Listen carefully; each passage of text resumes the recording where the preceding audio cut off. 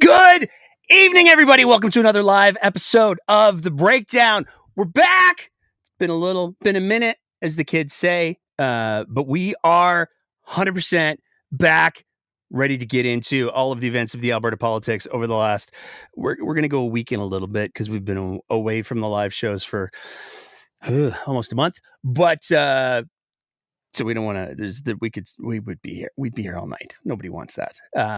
Before we get into the events, the current events stuffs, we just want to do a little pre-editorial, if you will, because we did a social media post this week, and we got a little bit of feedback on it. Let's say the social media post was in reference to what we're going to loosely refer to as the poll. For anybody who's unfamiliar who hasn't been following our social media, lucky you. But also earlier in the week, there was a poll it was a private poll. It was not a poll that had been commissioned for public consumption. I'm going to say cautiously. And we were provided some of the information inside of the poll, but we were not provided permission to share it. And we only share stuff when we have permission from the sources. So all of that being said, we were given permission to speak to the broader terms of the poll. And the results were, let's go with, at the very least, surprising. Because if this poll is accurate, and again, it's important to highlight here that any poll is a snapshot in time. It is not a definitive, this is how things will be forever. It's just a snapshot in time. But what this snapshot in time showed was dissonant, particularly for progressives in the province of Alberta, because what the poll showed is that the NDP are actually losing ground pretty much everywhere. And that raised some people's hackles. There was maybe a little bit of hair lighting on fire that happened when we shared that information. Everybody asking, given how Danielle Smith is doing such a terrible job, how is such a thing even possible? And we spoke with a couple folks for what are the headlines. And the question that we got back, the answer that we got back from all the political strategists that we spoke to is, yes, Danielle Smith is terrible. But what is the story that the NDP is telling? And that's a very interesting conversation piece to get into. It's certainly one that will be quite polarizing, and we're hoping to have some legitimate experts on the show over the coming weeks to parse that a little bit. Because one of the things that you hear over and over and over in politics is, if you want to be successful, you have to be able to tell a story. And what's the story of the NDP? And right now, the story of the NDP seems to be, to a lot of people, certainly it appears the people who are in this poll, that they don't like Danielle Smith. And okay, cool. There's a lot of people who don't like Danielle Smith, but the $50,000 question is, what are you going to do for me? That's what people want to hear. People want to hear what the NDP not just would do differently from Danielle Smith, but what is the value proposition? And there's a lot of people making the argument right now that the NDP maybe need to do a little bit more work on telling the story of what their value proposition to the province of Alberta is. Because, to be clear, the polling information not only says, hey, they're in trouble in Calgary, hey, they're predictably in trouble in rural Alberta, but most shockingly is, hey, they might actually be in trouble in Edmonton, Fortress Edmonton. And this is where we wanted to start the show with a little bit of perhaps some historical context, because we don't have to turn the clock back very far to get to a point in time where the NDP were in effect a rounding error when it comes to seats in the legislature. The NDP blew through in 2015, and they were able to form government in 2015 for sure. No small accomplishment, taking nothing away from that. But it doesn't change the fact that when it comes to the political identity dynasty that people look for, when we're talking about the province of Alberta, they're fairly new and fairly short-lived. And when you compare that to the Conservative identity, there's a little bit of a much longer dynasty going on there. So, anyways, wanted to get there were a lot of people. We got so many messages over those little tweets and posts that we wanted to start the show off by addressing that part. But it's really important. I'm going to go to the chat here because Lynn is on the ball tonight. And this is an interesting little piece. And I had a bunch of people ask me, what do we do? What do we do? What do we do? Like I'm some kind of political expert, to be very, very clear. I'm not. But the answer that I was giving people is there's this program.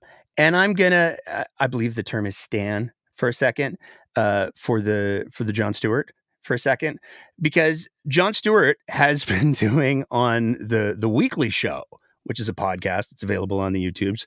He just had Bernie Sanders on this week. He has been doing something of a postmortem of the U.S. election. And there's a lot of parallels between American politics and politics in Alberta right now. And if you're not watching that program, I think you're missing out on a lot of really important context and really important information. So, after you've finished watching this program in its entirety, of course, you should check out the weekly show with Jon Stewart, because it is not the same thing as the Daily Show. The Daily Show is a comedy show. It is, I would argue, when Jon Stewart hosts, probably the best show out there. Again, I said I was standing a bit, but the weekly show, that's a program that is much more serious. Jon Stewart is still as absolutely funny as he always is. But if you want to get a better understanding of where the NDP should maybe start to think about taking things, looking at the postmortem that he's been doing on that program for the last several weeks with experts, it's worth doing. Of course, again, only after you're done with tonight's program. And with that, let's get into it, because we got a lot to talk about tonight.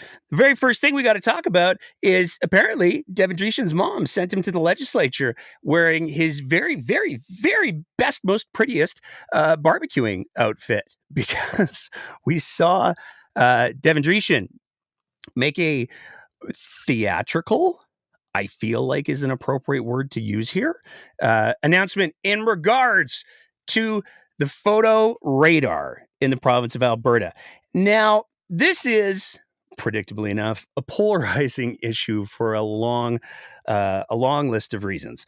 But before we get into the weeds, which we're going to, on the whole photo radar question, there's a couple things that we just want to get out of the way right out of the gates.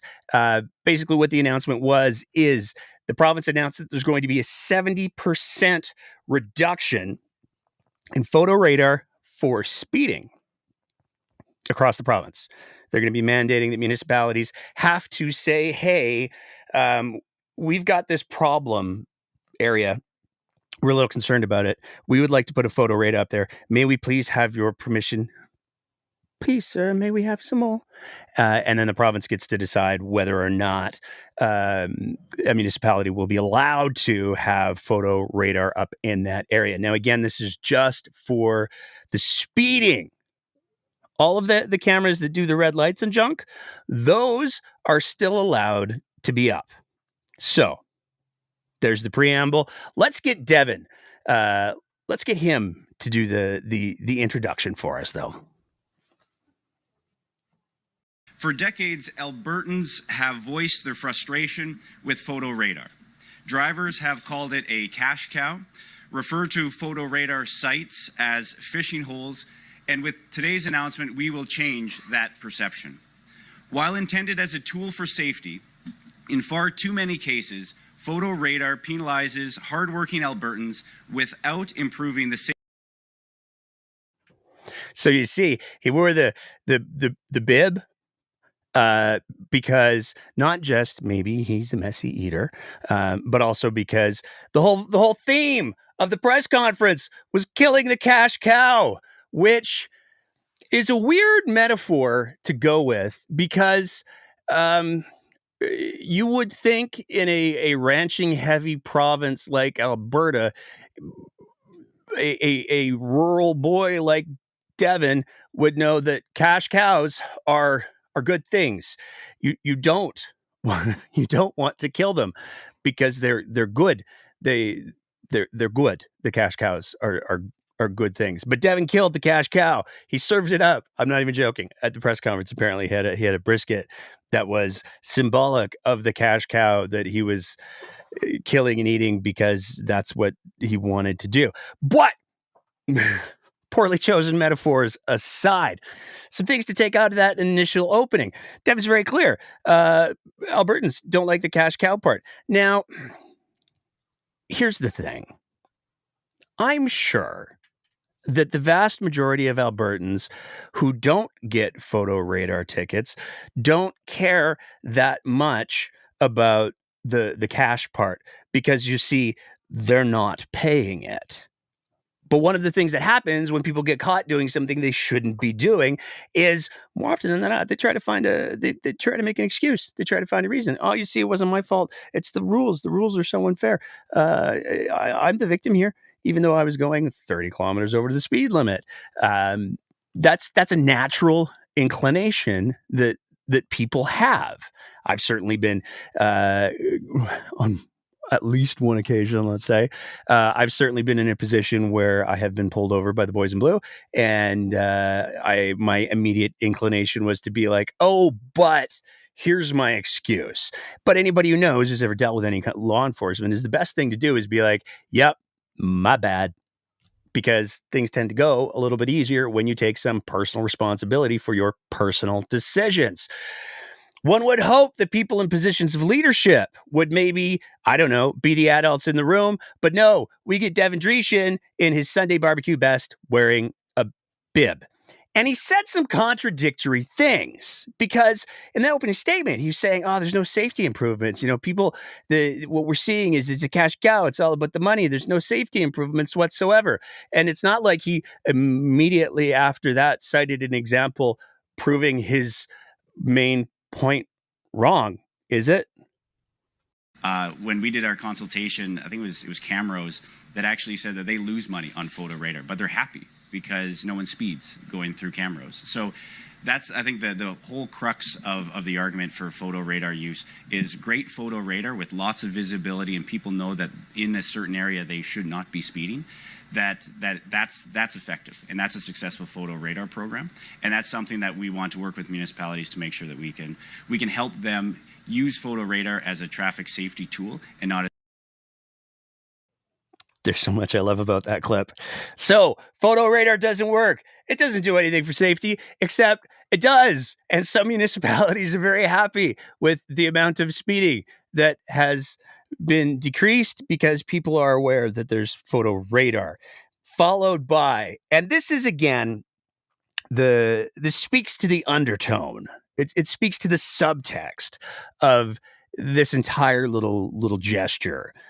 People shouldn't be speeding in this certain area. Those are the minister's words, not mine. You can go back and listen to the clip again if you want, but he literally says, in this certain area, you shouldn't be speeding. Now, the corollary, the next phrase that goes along with that is, it's super cool in all of the other areas, which he was also asked about.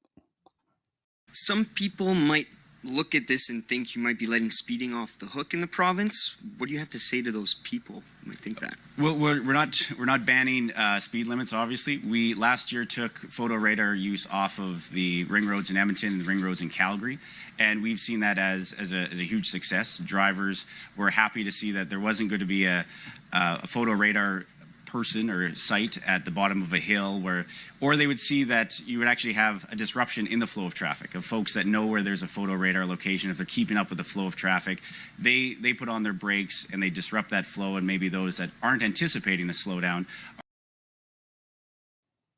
Now, there's a lot to unpack here because on one hand, the argument that the little guy seems to be making is, if you are speeding and then you encounter a photo radar trap and you know that it's there, you'll slow down. And that's just the worst because it interrupts all the other speeders, which is, I feel like, kind of the point. But he's also doing a good job of conflating a couple of different things. Because when you're talking about a ring road, you're talking about a road that, for the most part, doesn't have traffic lights. It doesn't have intersections. You merge off, you merge on, but there's no intersections. And anybody who knows anything or has done any kind of research on which kinds of traffic accidents are the worst historically, the ones that involve all of the vehicles moving in the same direction in a straight line tend to be not that catastrophic. I'm speaking generalities here, of course. But as a general rule, if everybody's moving in the same direction, rear-end collisions, for sure they suck. For sure whiplash sucks. For sure those soft tissue injuries suck, not diminishing any of that. But the reality is fewer people die in those collisions than intersections.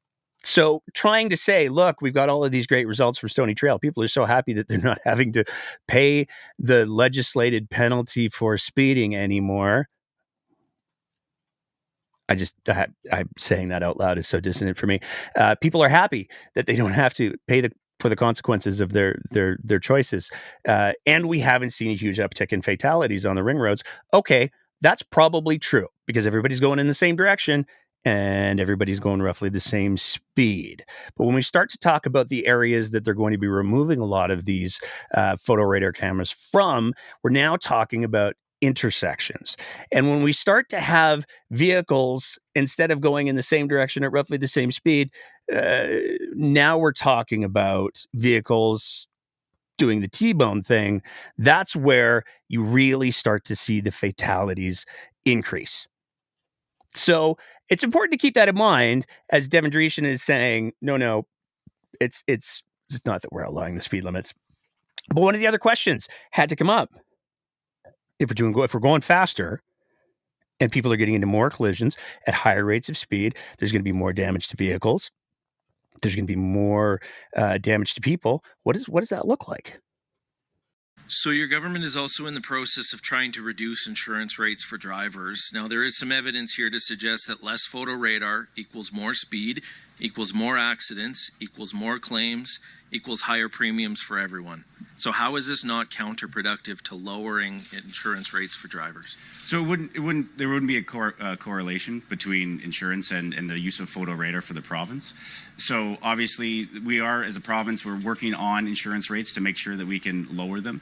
Our move to the no-fault insurance is going to have hundreds of dollars of savings that we anticipate when it's brought in. So trying to reduce insurance rates is a priority. It's something that we've heard from Albertans is a major cost that they're seeing going up over the years, and that's something that we are going to change. But obviously, when it comes to whether you get a photo radar ticket or you get a traditional enforcement ticket, we want to have better drivers out there. And when it comes to the photo radar, we ultimately want to make sure that it's used as a traffic safety tool and not just as a government. And the question becomes, why not both? Why is it bad to have both? If somebody's breaking the law, they're putting themselves at risk, they're putting the other drivers around them at risk, and they get caught doing that. Photo radar, if you get caught speeding, by the way, no demerits. If you get caught in the traditional route that Little Dreeshen was talking about there, then yeah, you can start to get some pretty significant demerits. So it's important to realize that it's not just apples to oranges. People are actually getting off with lesser severe penalties if they're caught by photo radar than they are caught by a cop. And one would think that the person who's making the decision to eliminate that entirely, well, not entirely, eliminate it by 70%, might be aware that there is a difference between those two things. But it's even more shocking that Mr. Dreeshen would stand up and say, no, I just cited cameras as an example of how photo radar does decrease speeding. So there's no correlation between photo radar and insurance rates. Of course, there's a correlation between insurance rates and photo radar. It's several steps removed, and there's a lot of other factors in between. But to suggest that photo radar totally works which is what Devin Dreeshen said, not me. Photo radar totally works. It makes people slow down. And yes, that does cause lesser collisions. It causes less frequent collisions. It causes less damage. It causes less harm. But there's no correlation to insurance rates. It's just ridiculous. It's just a lie. And again, if you're going to do something that's purely populist for the sake of scoring points with the worst drivers, the most reckless drivers, then just say you're doing that. There's other levers of power that the province has to pull on here. But we're not addressing that with this. This is Devin Dreeshen saying, "Nah, we're just going to get rid of it because you should only speed in certain places." Now, he likes to talk about the cash cow. He likes to talk about how bad the cash cow is and how evil the cash cow is. And again, if you knew anything about ranching, cash cows are good things. But maybe he's just learning. Devin, if you're watching the show, cash cow, actually a good thing. You want to keep him around. But let's talk about the funding. We talked to Calgary's mayor last week about this, paring back of photo radar opportunities, and she said it's in effect like the government defunding the police, because the police service would have to rejig their staffing to divert staff to traffic measures rather than solving crime. I'm wondering how you would respond to that comment. Well, I think Calgary and Edmonton, they have about 80 or 90 peace officers that are part of the mobile sites. So how both cities would reassign those peace officers would be a better question for them to answer. I know other municipalities, they hire out third-party contractors to actually do photo radar enforcement. So that kind of on-the-ground decision would be better answered by Cal. So, to be clear, the question that he was asked was, hey, given that the vast majority of the funding from these tickets goes back to the policing agencies to do policing stuff, and you're taking away 70% of that revenue, and we're going to talk about what those numbers look like in just a sec, given all of that, aren't you defunding the police, Devin Dreeshen? And his response was, well, there's 80 or 90 people. I guess that the cities will have to figure out what they do with them. Like, if those 80 or 90 people are dependent on their jobs that they have because they're able to do photo radar in areas that the municipalities feel are going to be cash cowy, which, by the way, means people are speeding lots in, those folks, what's going to happen to their jobs? Is there still going to be funding to pay for those salaries, even if they are redeployed or contracted out? I don't know what the point of that was from Mr. Dreeshen, but even if that's what the city decides to do, the fact is this is blowing a fairly sizable hole in municipal budgets, in particular in municipal policing budgets. But maybe the province recognizes that blowing a sizable hole in budgets, that's no good. Maybe they're going to backfill it somehow. Maybe they're going to step in and do the right thing to make sure that policing and speed enforcement and all of those other things doesn't suffer because the province decided that you should only have to worry about speeding in certain areas. I'm wondering, will there be a commitment to match the revenue that the municipalities otherwise would have got from these sites? No, and at the end of the day, this is going to be a hit to the province as well. There was the ticket revenue off of photo radar was a share between the province of Alberta and the municipalities.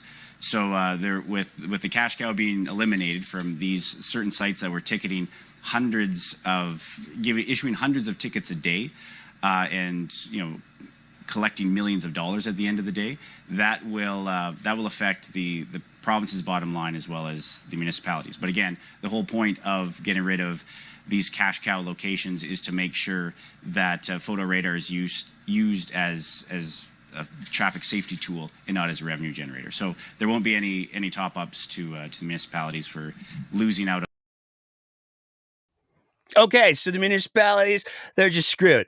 They just lose out on the money. But how much money are we actually talking about here? What's the dollars and cents of this whole conversation? Because it didn't take very long for the Calgary police chief and many others to start blasting the province over the decisions that they were making. Because it turns out police weren't consulted in any way, shape, or form in regards to should this policy be a thing? How should this policy be ruled out?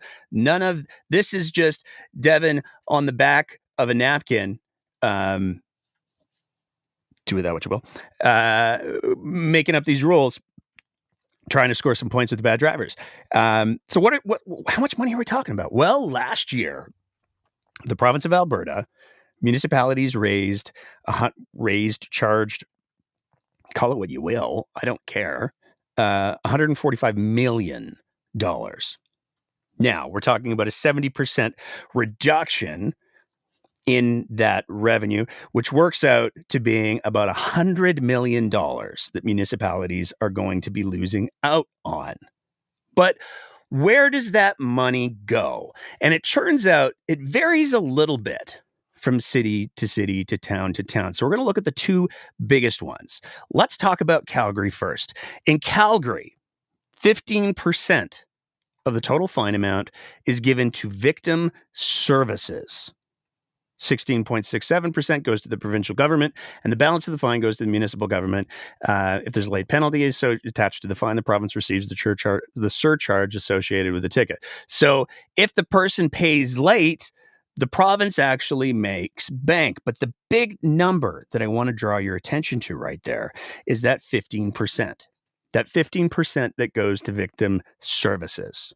Because when we're talking about a reduction of $100 million, we're talking about a $15 million reduction in victim services, which is huge across the province of Alberta, especially at a time where the province has made some sweeping changes to how victim services are provided outside of the major municipalities.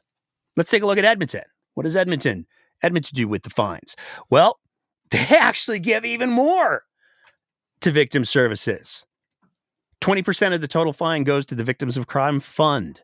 40% goes to the Alberta government. The remaining fine balance goes to the Reserve Fund to support council's traffic safety priorities. Now, these are the most recent numbers that we could find on either the City of Calgary's website or the City of Edmonton's website. And the specific breakdowns are actually a little bit more tricky to find. But at the end of the day, what we can safely say is 15 to 20% of the total funding that is collected through Photo Radar goes towards victim services. These are the people who help the victims of crime. These are the people who help the families who are the victims of crime. Victim Services also runs programs like sending the emotional support dogs to trial. And it's easy to scoff at that.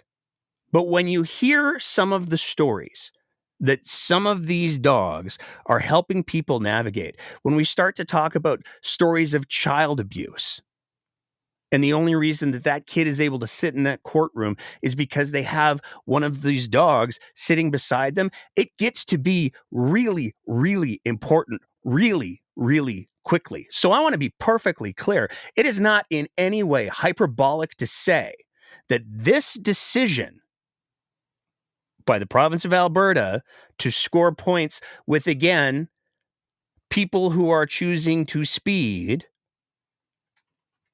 is literally going to be taking resources away from victims of crime, victims of sexual assault, and the surviving family members of people who have been murdered. That is not hyperbolic. We're talking about $15 to $20 million that is just gone because Devin Dreeshen wanted to pose in his bestest Sunday bib and try to serve members of the press roast beef. But we're still not done.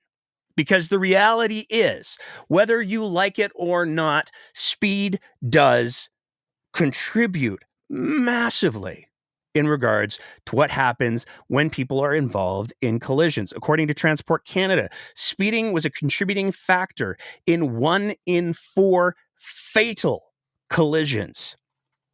Distracted driving, the kind of driving you're doing when you're just driving down the road and then somebody slows down for a speed trap and, oh my gosh, I have to slow down all of a sudden. That kind of driving where that is overwhelming for you because you were, I guess, doing something that wasn't driving. That distracted driving is responsible for 1 in 5 fatalities on the road.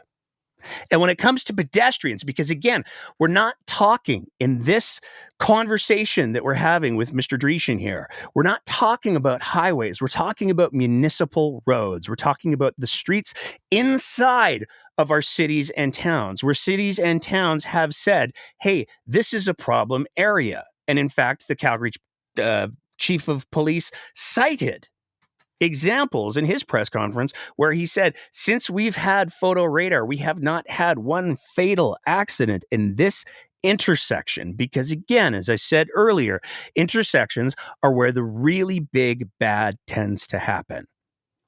But when we start to talk about pedestrians, because again, we're talking about inside of our cities and our towns, the survival rate by vehicle speed changes the faster you go.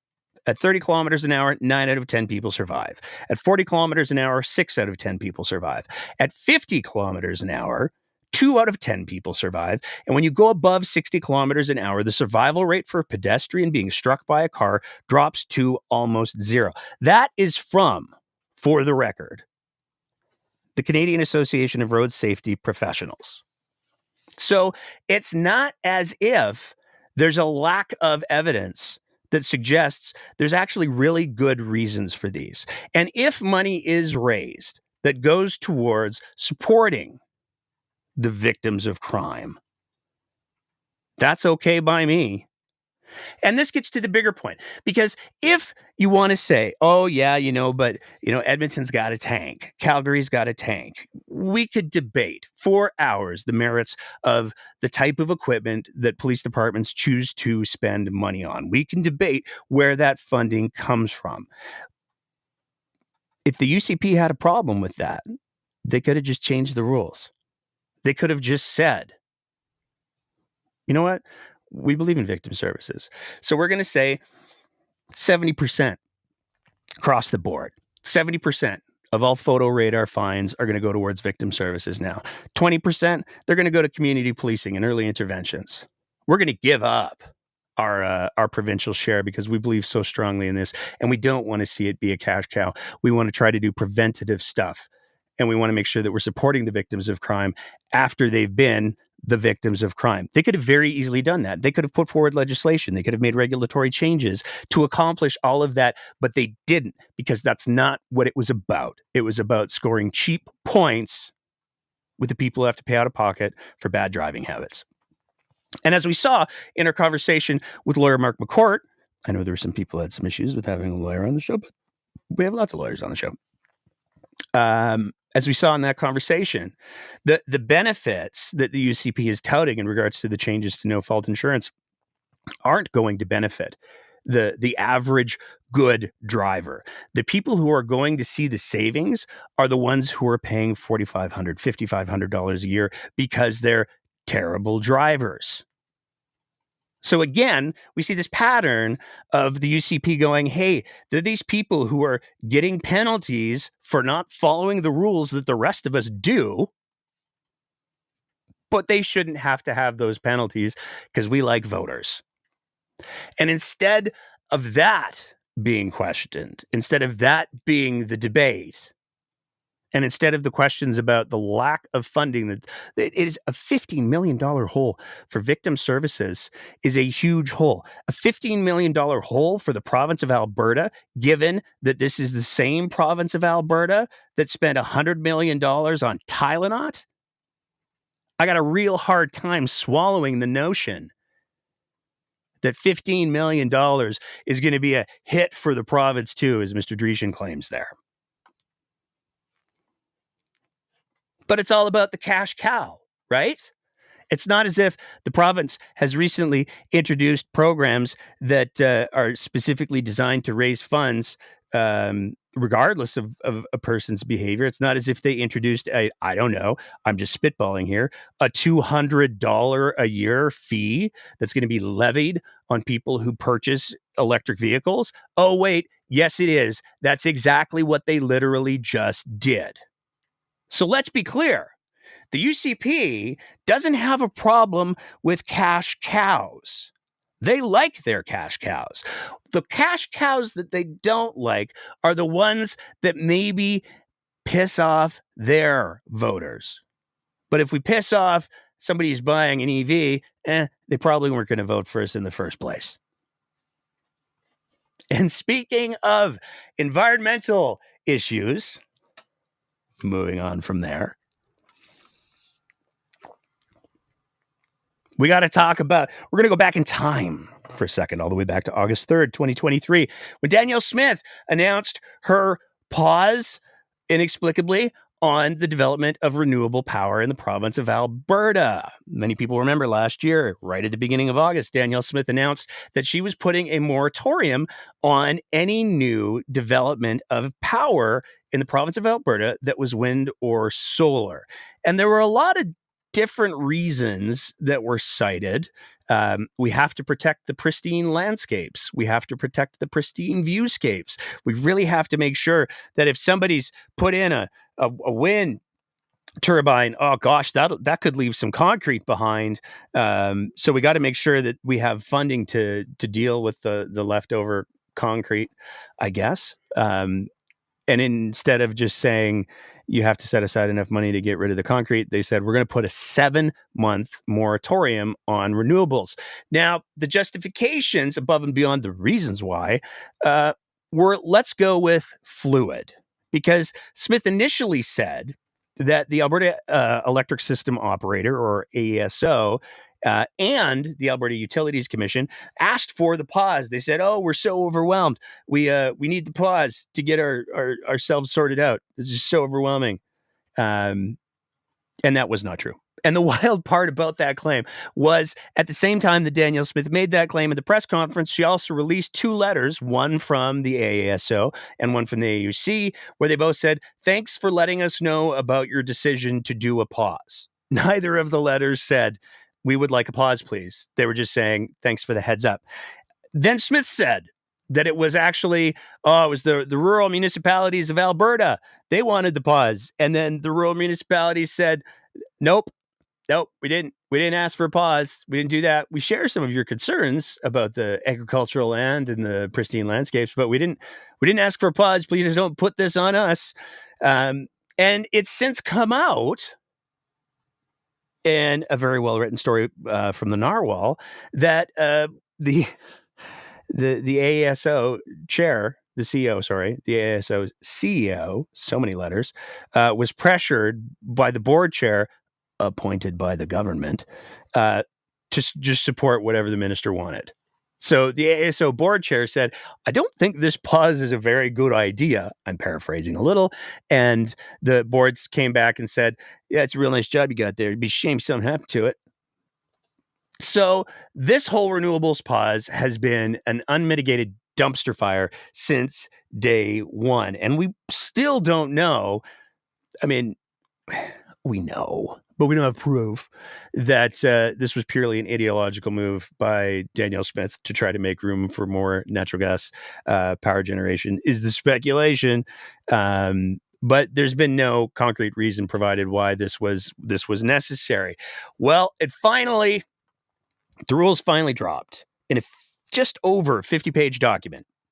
The province of Alberta finally said, okay, so here's the rules, here's the goes and no-goes. And they initially didn't release a map, but then they finally released the map.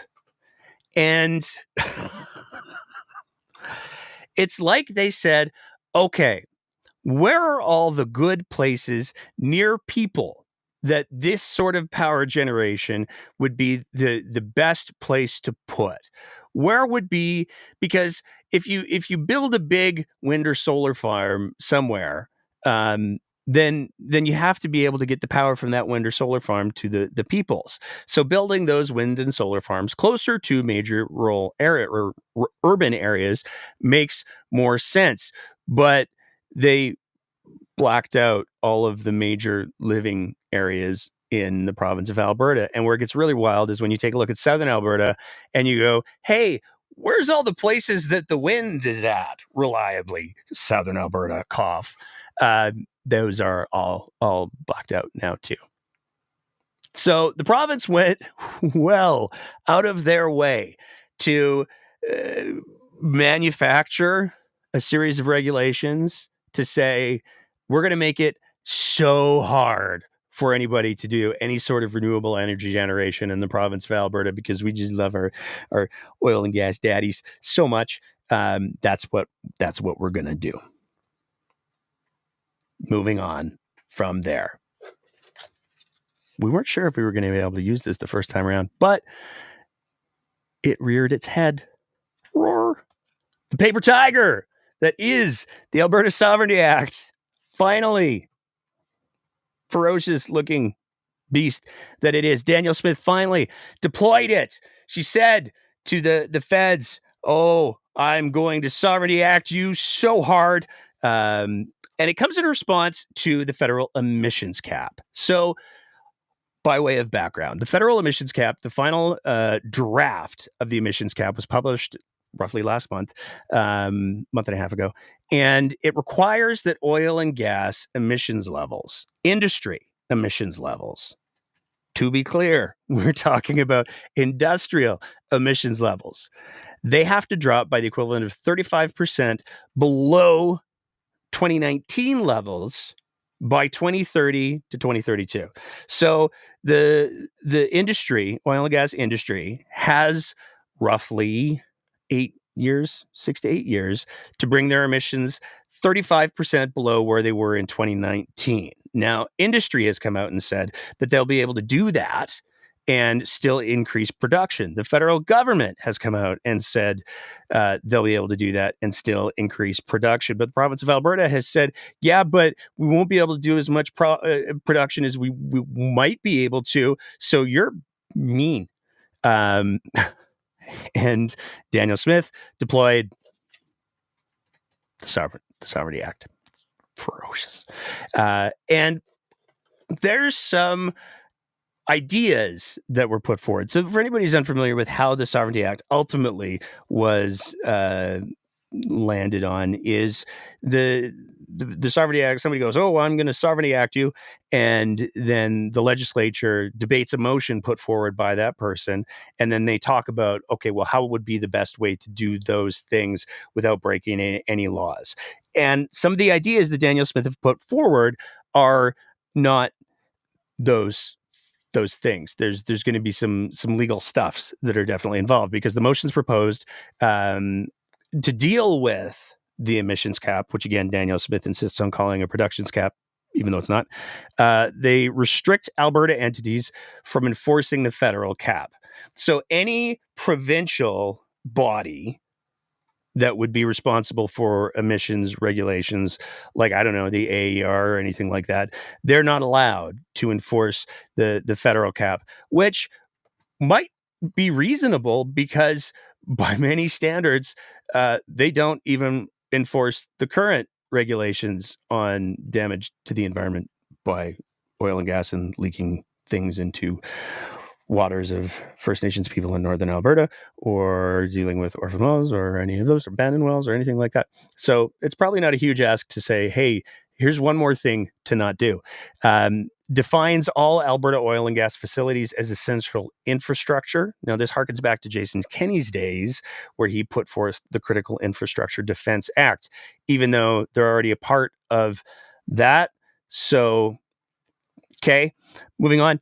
Restricting access to oil and gas facilities to only those licensed by the province, which is interesting, because what that means is, in order to work at an oil and gas facility, to visit an oil and gas facility, you would have to have a license by the province, which means if you're bringing anybody in from outside of the province to deal with I don't know, some kind of critical repair or something, boy, I sure hope the licensing office is open, because if it's not, you're going to have some very real problems. This is, of course, an attempt to say, if you send federal inspectors to our Alberta critical infrastructure facilities, we're not going to let you on because we're not going to give you a license, withholding data related to emissions.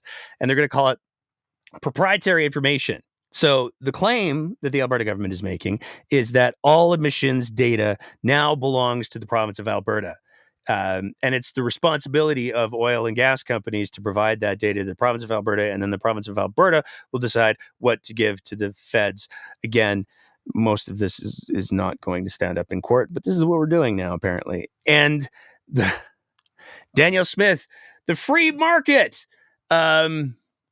capitalist, libertarian, has said that she, in effect, wants to nationalize the oil and gas industry to some degree. Provincialize it. She wants to sell Alberta oil. So instead of, the example that she used was, instead of accepting royalties, the cash that Albertans get for allowing oil and gas companies to take the oil and gas out of the ground, instead of accepting cash for that, what if we just accepted barrels of oil and then sold that oil ourselves? Then we would be part owners, even though we already are. It's very confusing. And then the feds wouldn't be able to do anything, even though, again, we have these things called courts. But she decided to have a press conference. She was going to have a little presser, and she was going to announce all of this. And there's going to be a press conference all about standing up. The federal government, they need to stay in their jurisdiction. We're going to have our jurisdiction. Everybody keep your own jurisdictions in your own pants. And that's the plan. But it went a little sideways, because the conversation very, very quickly shifted to the threats that were made by the Donald Trump. And the press conference very quickly went off the rails in a very, very, very, very, very big way. To start with, almost nobody talked about the Sovereignty Act stuff, but what they did want to talk about is the Trump tariffs. We have some clips. The question on jurisdiction, when it comes to federal versus provincial. And I'm looking at your statement yesterday on Border Patrol. You're talking about Alberta will be acting urgently and decisively to patrol our own shared border with Montana. Now, international borders are a federal responsibility. Could you explain how Alberta would get involved in that? Well, there's a couple things that we're contemplating. First of all, as you know, we promised in the last election, so well before the current crisis, that we were going to establish specialized sheriff units. So we have a specialized scan team. Those are shutting down drug houses. We've got a specialized team that is doing fugitive apprehension. We just had a major success in executing 1,000 warrants in conjunction with the RCMP and the EPS in Northern Alberta, where we've opened a second fugitive apprehension team in Southern Alberta. And we've been talking about having a special border patrol as well as a fentanyl apprehension team. And so I would imagine it would work very much the same way that our fugitive apprehension team has, that we would put resources together and work with our counterparts to make sure that if we're seeing any illegal activity happening, either coming into Canada or going on away from Canada into the United States, that we have the ability to apprehend those individuals and make sure that they see justice. I think that's what Albertans expect. I think it's what our American counterparts expect, and I think it's just good policy. I'm sorry, now how does that work? Because it's a federal jurisdiction, the border. The RCMP is involved, you got the Border Patrol, the federal agents. How does Alberta fit into that on a very basic sense? Do you have then sheriffs or somebody else at the border as well, checking people as they come across? Well, I think what we discovered when the presidential permit for the Keystone XL pipeline was canceled from the White House, that the federal jurisdiction over the border It's actually quite narrow. There's a lot of land mass right after you cross the border that we're responsible for. We're responsible for policing. We're responsible for administration of justice. The RCMP is one of the entities that we have contracted to provide services in rural Alberta. Our sheriffs are another entity we've contracted to provide services in rural Alberta. And so those, I think it's incumbent upon us to work with our federal counterparts, our border security, the Montana officials to make sure that we're sharing information and that we're making sure that we're apprehending people who mean to do us harm. From tariffs to sheriffs. we you know what, we have not played very much here at the breakdown with the AI photo generation stuffs, but we had a little fun this week because we did go in the province of Alberta from tariffs to sheriffs. And there's a lot in that clip. There's so much more coming, for the record, but there's a lot in that clip that's a boatload of fun because Danielle Smith says, oh, as it turns out, a border is just the edge of a thing. There's all of this other stuff inside of it that nobody knew about before then. We have all of this jurisdiction as a province for the stuff that the borders. And that's where we'll enforce our jurisdiction over the border somehow. I don't fully get it, but it just got better from there because it didn't take very long for Danielle Smith to defend a provincial presence, provincial decision-making at the border in probably one of the most unexpected ways. Just to get more clarity, you're talking about actually having these sheriffs on the actual border or in and around in the rural areas near the border. And I'm wondering how much money you're willing to invest in something that is very clearly federal jurisdiction, international border. I mean, I think we all watched what happened at Coutts. Who do you think was responsible for the policing of what happened at Coutts? That was under our jurisdiction. The RCMP are on contract to us. It was our obligation to make sure that border got cleared. And so I don't think it's unusual to have the Alberta government take an interest through our various law enforcement mechanisms to make sure that we're addressing the illegal flows of whether it's people or drugs across the border. So I would say that this is very normal policing activity to share information, share intelligence, and then if we have identified a serious problem, to work together collaboratively on both. I gotta say, watching the reaction to that clip, particularly by, I don't know, one of the people who is found to be one of the facilitators, some people might say ringleaders of the Coutts blockade, hearing Danielle Smith saying, oh, Coutts was so bad, so out of control, province had to step in, totally under jurisdiction. That was I worry for the day when he goes to jail and I'll no longer be able to say the name Marco Van Hogenbos. But watching Marco's reaction was really quite telling because Danielle Smith threw a lot of people who thought she supported them under the semi-trailer. And it's not like they didn't have good reason to believe that Danielle Smith believed in Coutts. She believed in what was happening at Coutts because at the same time that Coutts was going on, Danielle Smith was doing her little radio or television program with the Western Standard, who now receive government funding in the form of advertising dollars. More on that later. And she wasn't just the only person who was on that program. It was hosted by her chief propaganda. I mean, he does something. Mr. McAllister is now, he was hosting that program, and he's now the host of the Danielle Smith Propaganda Hour, Alberta Update, I think it's called.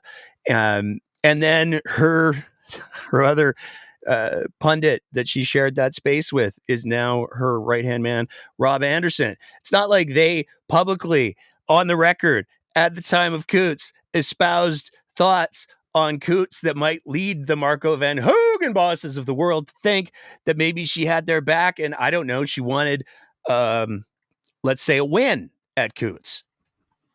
Frankly, I'm surprised that you haven't, or maybe both of you, saddled up and and ridden down to see what's going on. It's been quite the freedom convoy in Coots as well.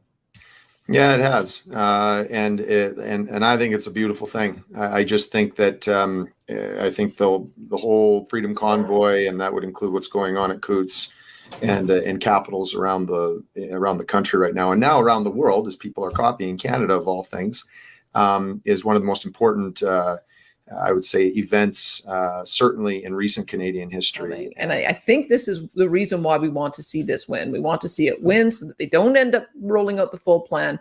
And we want to see it win at Coots so that Jason Kenney, Scott Moe together become the first premiers to turn it around at the provincial level. So you see, I can't imagine where Marco and co would have gotten the idea that Danielle Smith was a huge supporter of Coots and wanted to see a win there. It's all so confusing, but there's more. Because all of this conversation about the border came around again because Donald Trump was elected president and announced that there was going to be a 25% tariff on all goods coming from Canada. Now, there's been a lot of confusion. A lot of people who maybe, whoa, how does that work? So to be clear, a tariff is something that the country that's receiving the goods charges on the goods on their end. So let's say that Alberta was selling widgets to Montana and we were selling those widgets for $1. We would ship those widgets to the border, which is the edge of the things. As it turns out, there's a great deal inside of the things. But we would send it to the border. It crosses the border. As soon as it crosses the border, the U.S. government says, okay, now guy who bought this, we're charging you 25% extra.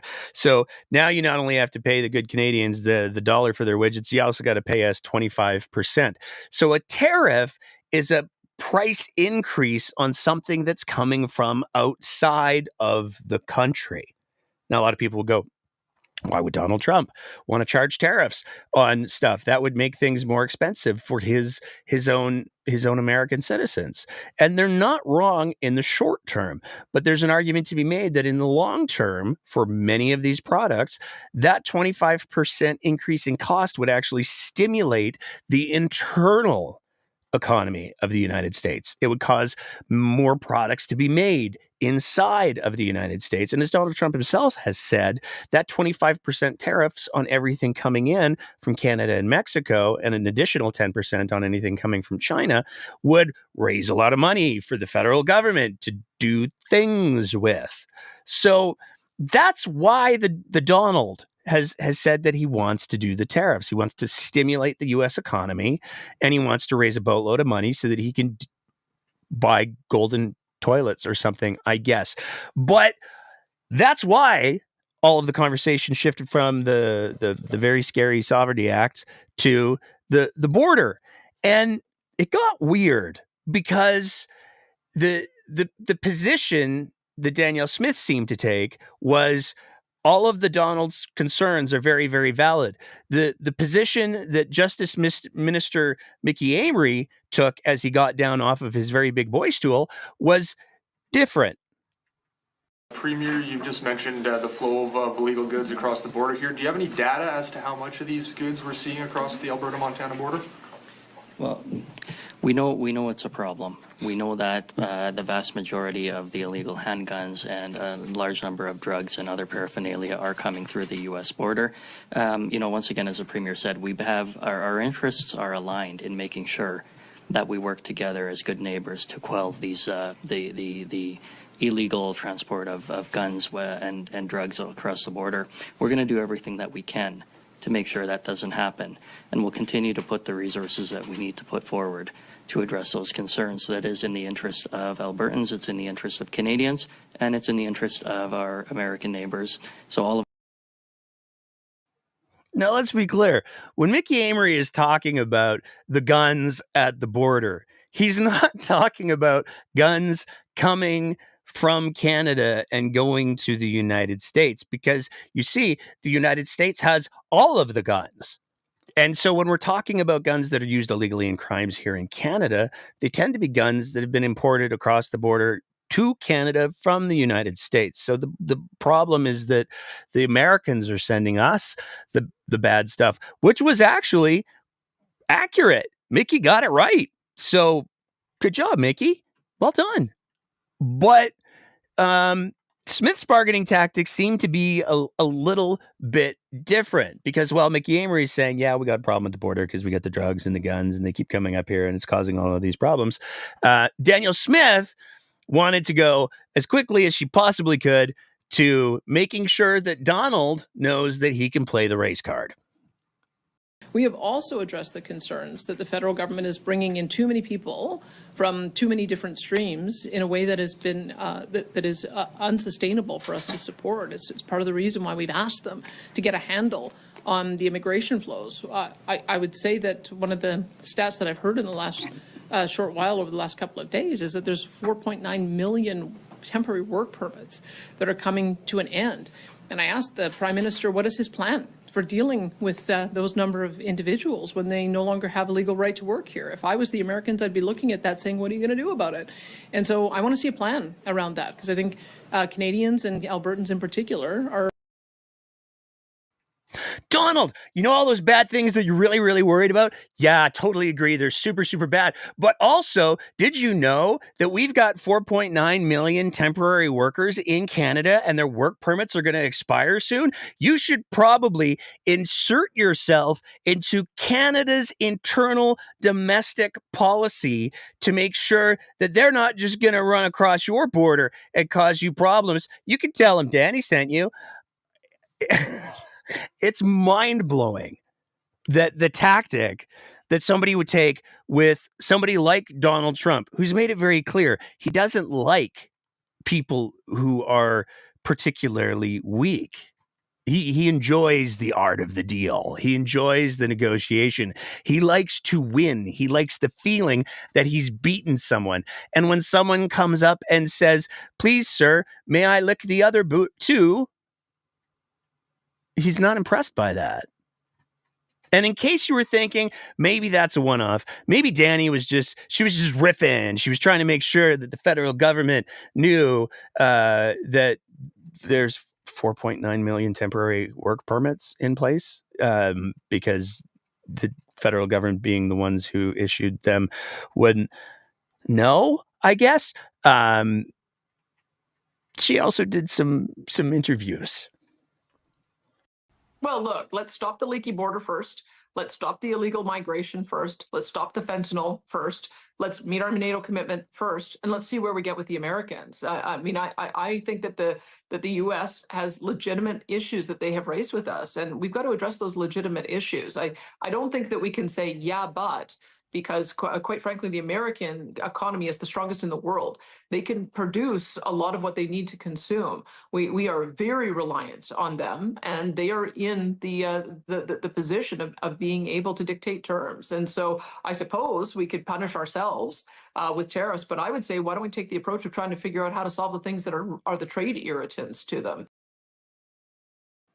Because in any negotiation, the way that you want to approach it is you want to say, hey, you know what? We've got some things that we disagree on. We've got some things that we've got to find a common ground on.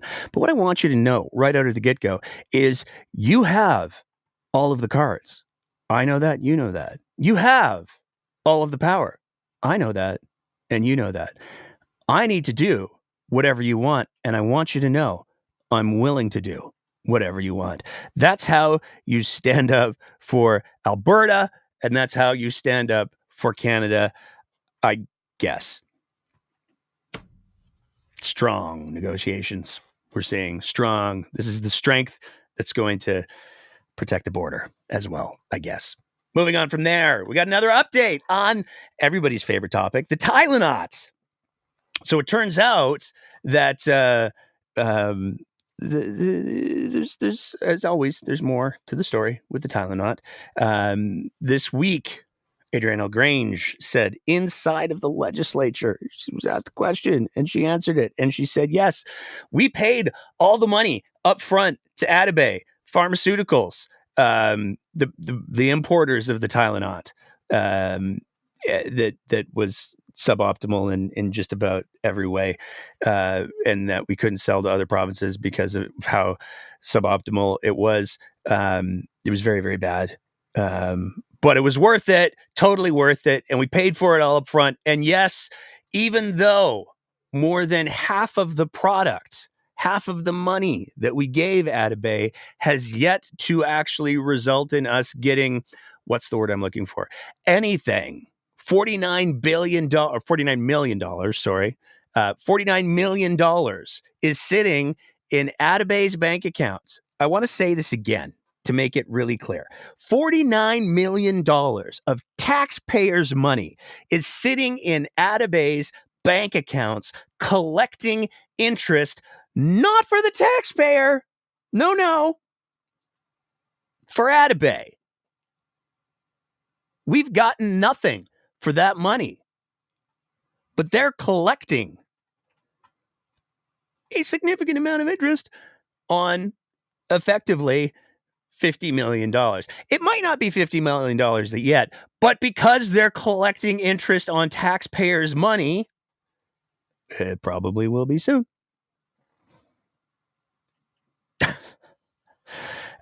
She still defends the deal as being necessary at the time. But where it gets really, really wild is, according to the story that was done by Matthew Black, they've acknowledged that there are no product lines that exist right now. Sorry, that there are no product lines that exist right now that Atabay can provide Alberta Health Services that Alberta Health Services would need.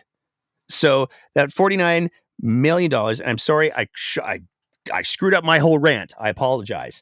The money did not go to Atabay. It went to MH Care, the Skybox people.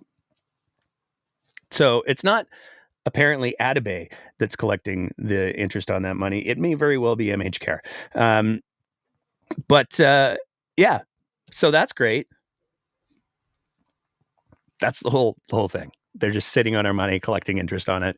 We have received nothing for that upwards of $50 million worth of taxpayers' money, and somebody's using it to make money on investments, and Alberta taxpayers aren't getting anything for that. So cool. So this is why I said at the beginning of the show, when you have Devin Dreeshen complaining about the $15 million hole that the photo radar is going to blow in the provincial budget, you're letting them keep almost $50 million of money for nothing. I don't think that $15 million that the province is going to lose from photo radar is that big of a deal. Moving on from there, we only got a couple of stories left, and we'll open it up to the open mic if anybody wants to weigh in. And if nobody does, that's okay too. And hopefully we'll be back to our regular time next week for anybody who's just tuning in the last 10 minutes going, wait, what? Yeah, moving on from there. We got to talk about... See, here's the thing. One of the things that people have said over the last little while is, hey, what if the UCP doesn't stop with trans health issues? What if they decide to move on to other things? What if with the hospitals and the profitizing of the hospitals? What if the, like in Lacrate, where they're taking the hospital away from Alberta Health Services and they're moving it to Covenant? What if that does translate into diminished access to abortion care? What if they do that? Should we be mindful of that? Oh no, they'll stop with the trans stuff. It turns out they have not stopped with the trans stuff, because the province recently announced that they are contemplating major changes to how the province of Alberta provides medical assistance in dying. Now, this is a fraught issue for sure. I want to be very clear about that. And it is an emotionally charged issue for sure. Also want to be very clear about that. That being said, when we are talking about personal choices, people exercising their personal autonomy over their own bodies. This is something that Danielle Smith rode to government in. So regardless on where you stand on the MAID program, we have already crossed the bridge into hypocrisy land. That out of the way. As with any program, there are always going to be improvements to be made, but it is fairly safe to say giving family members veto over whether or not somebody gets to access MAID is not one of those improvements. But that's exactly one of the things that the province is looking at. And this gets to be really complicated really, really quickly, because if you're somebody who's dealing with, let's say, a terminal illness, and you are at the end stage of that terminal illness, and your entire existence is defined either by pain or being so medicated that you can't get out of bed anymore, and you say, you know what? I had a great run. This is not how I want to end it. I would like to access the MAID, please. And you've got that one super religious family member who believes that MAID is suicide. And because it's suicide, you're going to go to hell if you access this program. And I don't want that for you. And because I have my own set of religious beliefs that are perfectly appropriate for myself, I'm now going to go to the provincial government and say, no, I don't think that he should be accessing MAID. This is exactly what the province is looking at entertaining. And when we take a look at the people who are making these decisions, their track record makes it pretty clear the direction that they would likely go. They've already said it out loud. People like Dan D. Williams believe that medical assistance in dying it shouldn't be an option.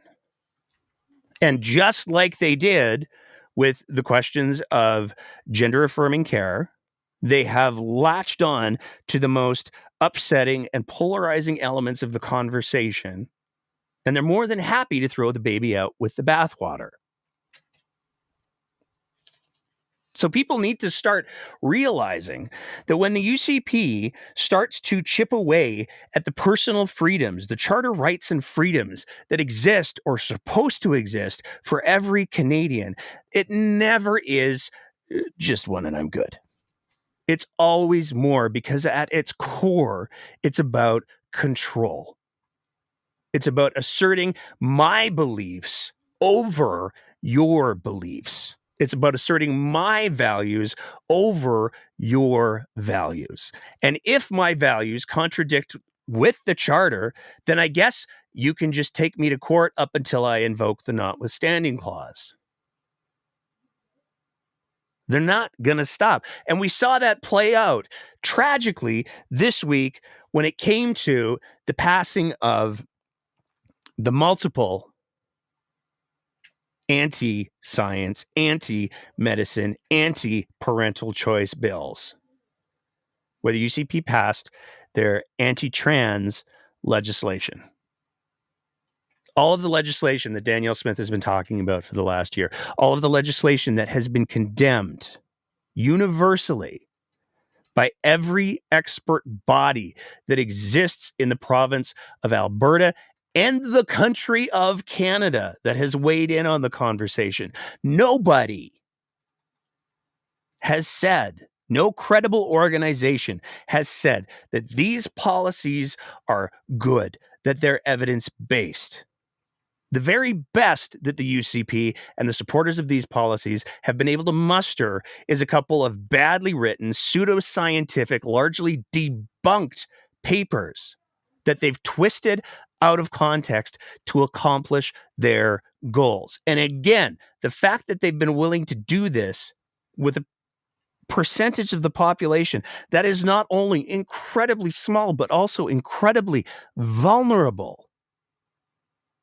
If you're willing to punch down on trans kids, knowing that this sort of legislation increases the risk of suicide by up to 72%. If you're willing to do that to those people, you should not believe for 1 second that they won't do it to anybody else. That's just the reality. And this is why the maid conversation gets to be so important. Now, it didn't take long at all, thank goodness, before Egal and Stepping Stone, Egal and Skipping Stone, stepped up.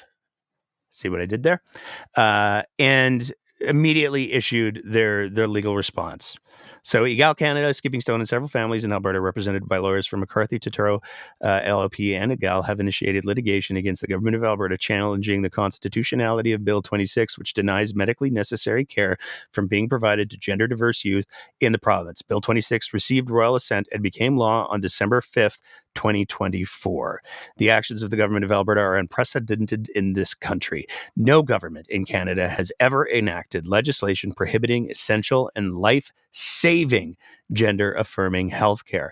In the litigation, Egal, Skipping Stone, and Alberta families assert that Bill 26 violates the charter rights of gender-diverse young people in Alberta, specifically their Section 7 right to security of the person, their Section 12 right to be free from cruel and unusual punishment, and their Section 15 right to equality. It goes on.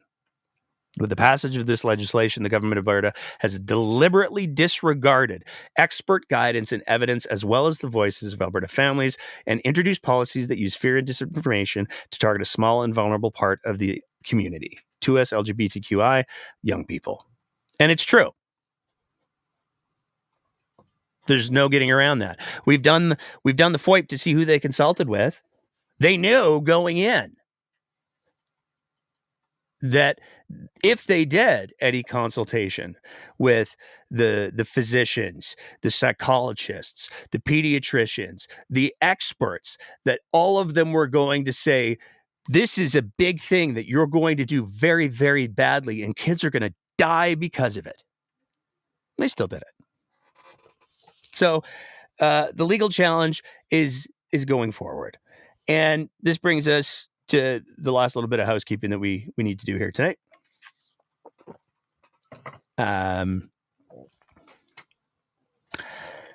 We put it up on our Patreon earlier today, but I want to, with the approval of everybody else involved in tonight's show, I want to read the whole thing because it's important. There's a reason why I'm wearing this shirt today, because it's very, very easy to say, oh, I think that's a bad thing. It's harder still to publicly condemn a bad thing. And it is critically important to, when necessary, put your money where your mouth is. So, as longstanding supporters of our show will know, especially the Patreon supporters, we've made it a bit of a holiday tradition to send out a small swag package, swag being sometimes it's stickers, we've done masks, we've done t-shirts, to all of our supporters during the holiday season. This swag and the postage to send everything out is part of a small fund that we set aside all year. This year, we're doing something a little different. With the Canada Post strike still ongoing, getting out holiday cards gets a lot more complex really quickly. And then there's the whole human rights thing. In Alberta, the UCP government is actively rolling back human rights. While the most highly publicized example of this is their anti-science, anti-medicine-based attacks on trans folk, it's important to emphasize that the attacks on individual autonomy are far more reaching than that. The UCP is expanding the role of faith-based hospitals in the province. They've already flipped the crate from AHS to Covenant, and they've been very clear that they're looking at more. This has a direct impact on the ability of women to access evidence-based reproductive health care, as religious institutions do not offer many services. The UCP has also made it clear that they will be introducing forced treatment for addictions, despite the significant evidence showing that forced treatment provides significantly higher harms than a spectrum of treatment options. This will cost Albertans lives.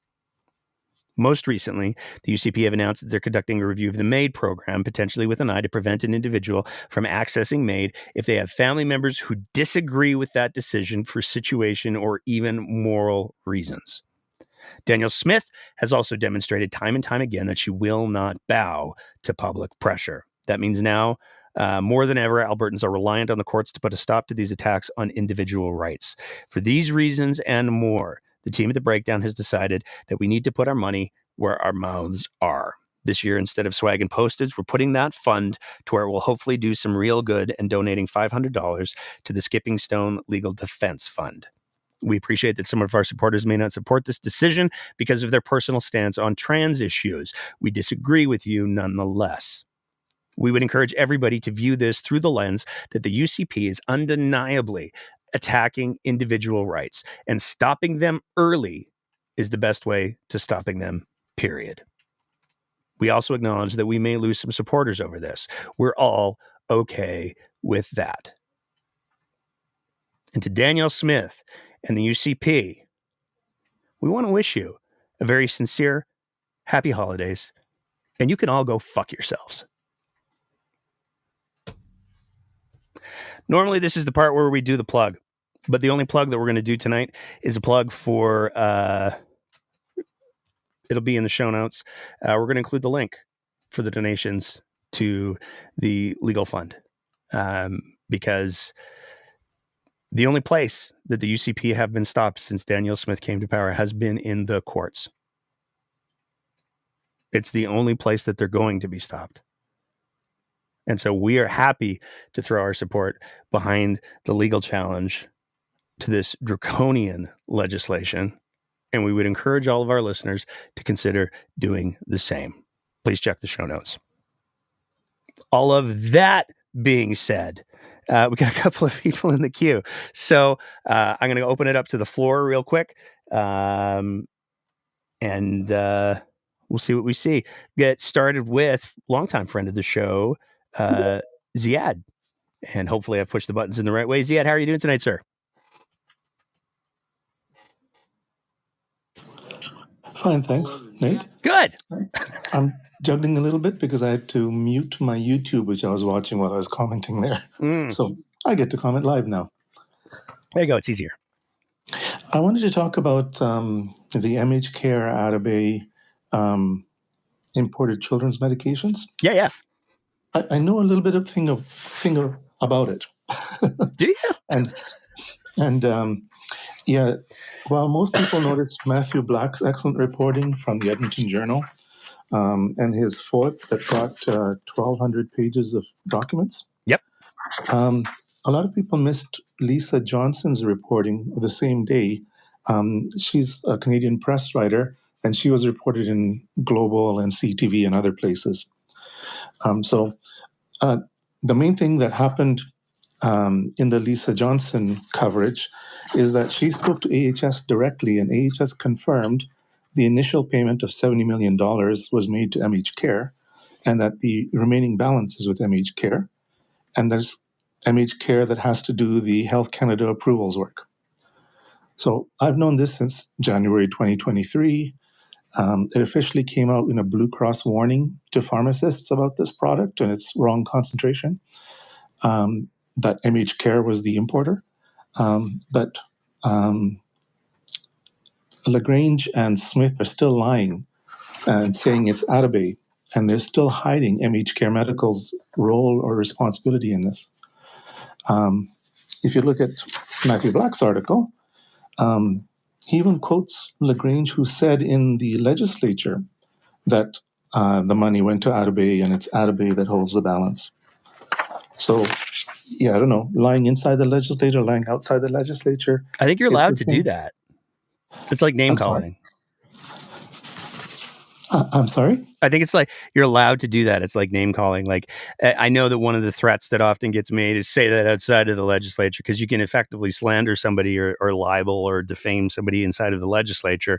But as soon as you step outside of the legislature, now you're getting yourself into trouble. So I wouldn't be surprised if there's some sort of rule that says, yeah, no, you can totally lie. Yeah, I wasn't thinking about the defamation risk to LaGrange. I was just saying that when a minister is asked a question in question period and they lie in their answer, that's a different kind of misconduct, right? And the lies that Smith and LaGrange are doing now are similar to the lies that Smith and Copping made in December 2022 and on. And for that reason, the $80 million boondoggle, which I called right away, was going to be a zero product, expensive mess. Now this effort to use the remaining 49.4 is also going to be a deliver no product, lots of cover up boondoggle. And we'll spend millions more trying to use this 49.4 million. So not sure how much time you have, but I made some notes on Lisa Johnson's article and compared to Matthew Black's, and they're both great reporters. They just ask different people, and if you don't mind, I'll take a minute or two, maybe a couple of minutes to point out some stuff. Sure, yeah, go ahead. Okay. So, yeah, in Matthew Black's article, he noted that in the FOIP documents he got, that last year, AHS pharmacy and procurement staff were comparing shortages at the time. And those shortages at the time were amoxicillin oral suspension, the antibiotic, acetaminophen IV infusion, ASE suppositories, and ketamine. So, one thing is I looked at it, at Adabay's offerings, and they don't offer pure amoxicillin. It's cut with another product. They already have an acetaminophen IV infusion product, which is 100 milligrams per 100 milliliters of volume. It comes in a bottle that you would dip a syringe into. They don't make any suppositories, and they don't make any ketamine. But what I'm looking at from that is, AHS is looking at shortages, which are generally short term, and you can't import from Turkey a product that the Turkish manufacturer themselves don't make in time to clear your storage within Alberta. So Smith likes to blame Health Canada, but you're doing a product development. You are introducing a new product in a Turkish factory to new packaging, new labeling, and in some cases a whole new way of delivering the medication, a suppository. Now, in Lisa Johnson's reporting, Smith told her that the holdup is with Health Canada, which would have to approve a new suite of imports for the province to get its money's worth. And she said, we're waiting for Health Canada to work with AHS to identify the products, get the formulations, approve it so that we're able to execute on it. Those things take time. So it doesn't work that way.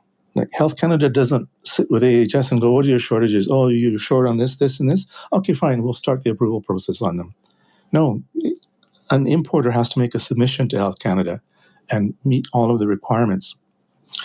The other thing Smith lied about is she said they delivered a portion and then the supply chains were restored and we didn't need to fulfill it with the two products we'd initially ordered. So we have a credit on file with Adabay. So now Smith is trying to pretend that the $70 million paid to MH Care was for a whole suite of products. Only the first two were the acetaminophen and the ibuprofen, and the rest of the stuff they've been trying to buy, Health Canada is the problem. It doesn't work that way. No. An importer has to make a submission. And to this day, Adabay does not have any products approved by Health Canada or any raw ingredient, active pharmaceutical ingredient. So why would you pay $70 million for a Turkish factory to ship goods to you for import into your country if they don't have any products allowed for sale here by Health Canada? Now, Health Canada is taking a different tactic than they did in December and January of 2022 and 2023. Before, they were answering reporters' questions of when Alberta submitted and when they approved and basically calling out the Alberta for lying about it.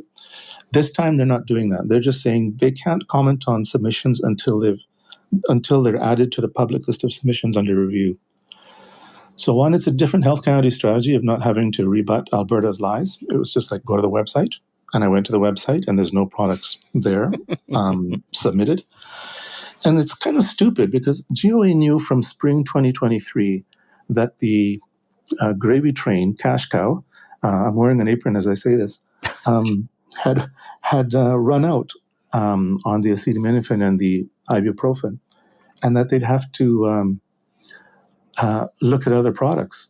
So why, since the early part of 2023 to now, do we not have a single application submission made to Health Canada to approve any other product?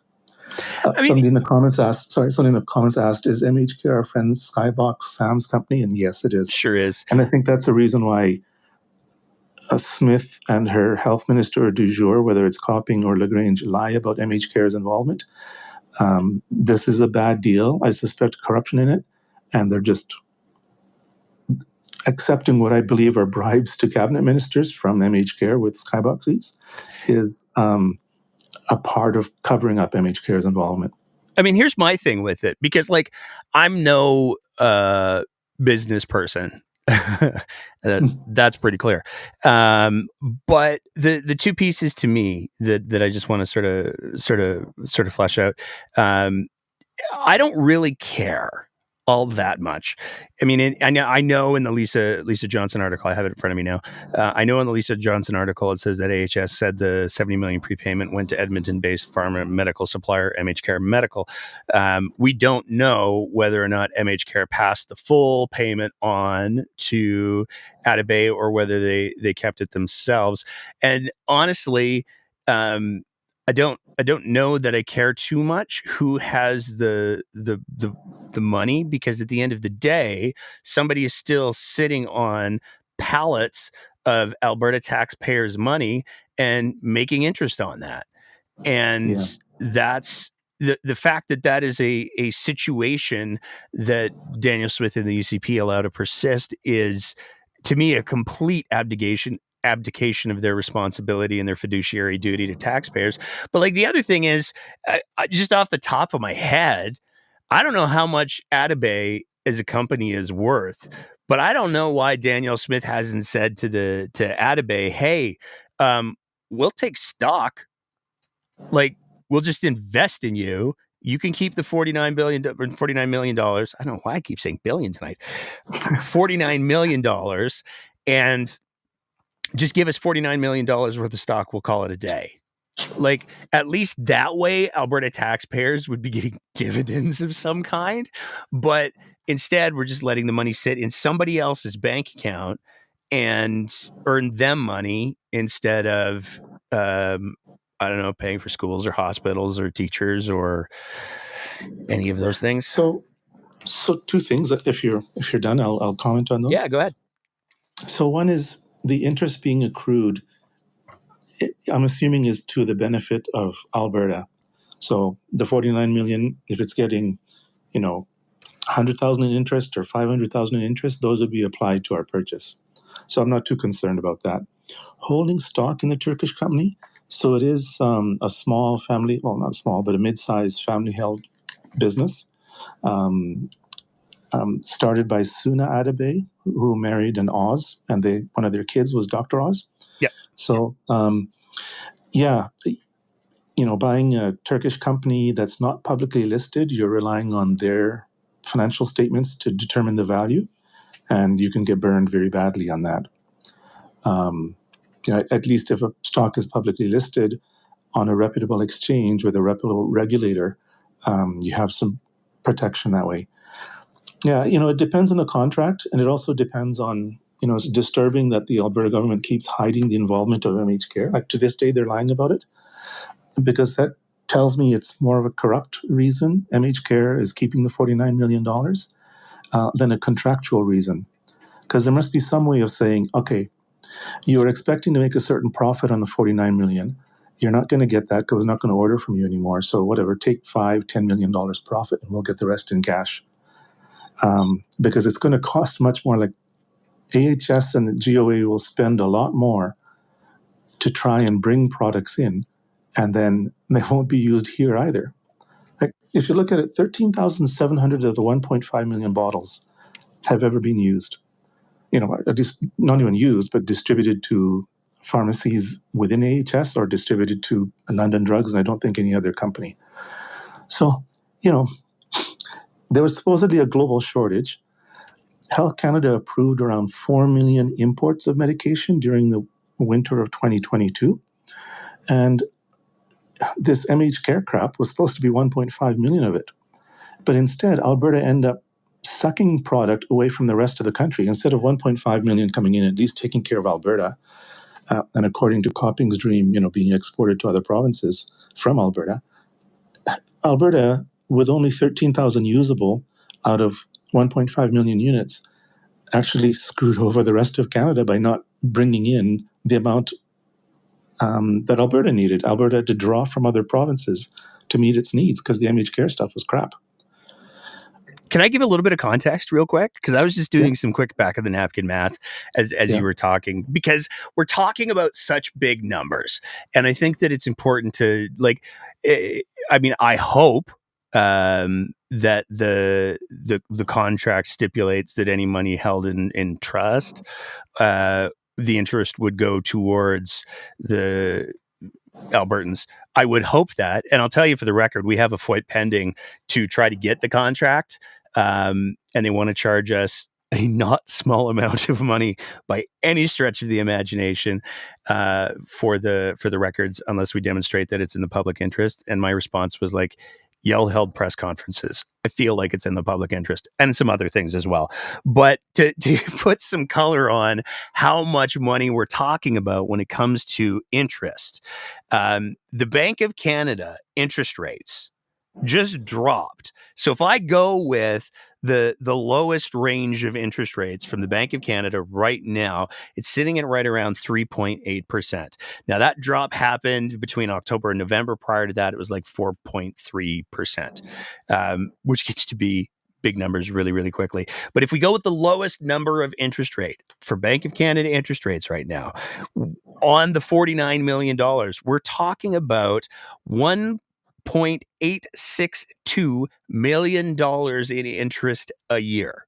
So we're talking about almost $2 million in interest a year that's being earned. And I think that when we talk about $2 million, it certainly behooves the provincial government to say, oh no, yeah, that's totally coming back to you, Alberta. Don't worry. And clearing that up, because depending on whose interpretation of things you read, it is an optimistic interpretation to say that it's Alberta that's getting the interest, but it's not a guarantee. Yeah, Lagrange's exact words were that Atabey is earning interest on the money. And, there's already a lie there, because Atabey doesn't hold the money, MHCare is. And the other is, I don't think the contract contemplated an excess balance remaining with MHCare. So there might not be anything about who gets that interest. That's what I'm saying. Yeah. It's, if you just look at the deal, the original deal, and then the things they're trying to do now, but the original deal, Health Canada hadn't approved a single product or raw ingredient from Atabey, despite the fact they've been making acetaminophen since the 1970s. So that tells you something. So what Alberta did is they got the CMOH to sign off an attestation and import it through a loophole, which Danielle Smith loves exploiting, a loophole called a public health urgent need. And that import then is only allowed in the province for that CMOH. And so that's why the stuff was only restricted to Alberta. So just look at those 5 million, which was supposed to come in 10 shipments of 500,000.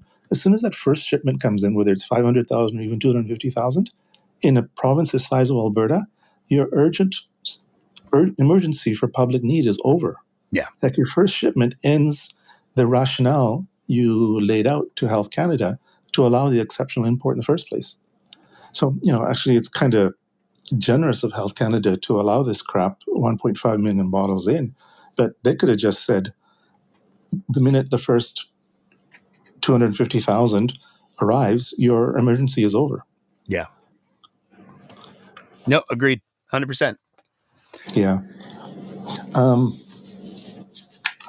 just thinking that the Alberta government is going to waste more money beyond the 49 million on deposit, trying to make more product. And if you look at the end of Matthew Black's article, Smith told Post Media that the province is looking at ways to repurpose that medication before it goes bad. So that's the 1.5 million bottles in stock with 13 months of expiry. And then she also said, we have to figure out how to meet the rest of that order. But that first thing, which is repurpose that medication in-house already before it goes bad, politicians shouldn't be telling doctors what to do. No. And the doctors already went off-label with this. Like, obviously, kids don't like the taste, and people don't want the risk, whether they're nurses or pharmacists or people in the public, don't want the risk of the wrong concentration. So they want, the label use of this product, age 2 to 11, taken orally by a spoon or a oral syringe, is not happening. So we already had AHS very stupidly go off-label and put this stuff in gastric feeding tubes for newborns in the NICU because the newborns are too small to taste it and spit it out, whereas kids 2 to 11 happily spit it out. And, AHS came back and said, our usage was appropriate. No, it wasn't, because if physicians go off-label a lot, and that's fine, but they do that in the best interest of the patient. There's something with the drug that has been proven in other applications that they're trying to provide that benefit to this patient. Or there's a shortage and they can't get the drug. But here there's lots of name brand acetaminophen that AHS already buys from multiple suppliers. So the only reason for this off-label use was political as opposed to in the best interest of the patient. And Smith is pushing for more of that. So, one risk is Alberta government and AHS will spend more than the $49 million on balance trying to make a new product happen. But the other is just the $21 million that was spent and is now sitting in inventory rotting. More people will expose to risk if Smith and LaGrange keep pushing AHS to find some other way of using it other than the label. Yep. Yep. Yeah. So, so there's that. Oh, dear. Anything else you want to add there, Ziad? I got Tammy waiting in the wings here.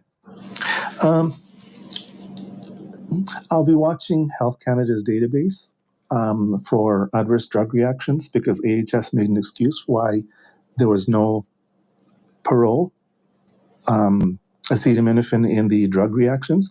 What happened in hospitals to those newborns is an adverse drug reaction that has to be reported either by AHS or MHCare. And I made a Health Canada complaint about that about 2 weeks ago. So we'll see what happens with that. There's other aspects to the complaint that I'm not openly discussing, but we'll see what happens to that if parole pops up in the Health Canada database. It'll take about a month to find out. It'll be very interesting. Well, please keep us in the loop on that. Yeah, you bet. All right. Thanks again, man. Thanks for the time. All right. We're going to, we got one other speaker that I want to make sure we make some space for tonight. And that is friend of the show, Tammy. And then we're going to shut it down. And that's the plan. Tammy, what's going on tonight? Oh, so many things. Missed you guys doing the talking thing. I know you were sick. I'm glad you're feeling better. Oh, yeah. Do not recommend whatever that was. Yeah, I get that a lot. So I've got two things tonight. One of which is a Danielle Smith thing that I don't know whether you saw or not. So you know how she's ranting about wanting to keep the wrong people out of Alberta and the entire catering to Donald Trump crap? Yep. Yeah. Okay. So I don't know if you saw it or not, and I don't know what paper it was because it was literally just something that had popped up, but it's from December 6th. There was an article in a paper, Alberta seeking to recruit foreign workers from United Arab Emirates. Yep. I did see that. Like, does she not get it? Well, she's doing a whole trip. One side of the mouth says one thing and the other side of the mouth says the other. Yes. I mean, but again, it's her catering to the oil and gas folk. Yep. That's what that is. So again, she is so fixated on oil and gas that she can't allow any other industry in Alberta. That is her thing. Oil and gas. Just oil and gas. Everything else, anything else, can be screwed. And interestingly, and excuse my language for saying screwed, but That's okay. So the other thing that has my knickers in a twist, as my mother would say,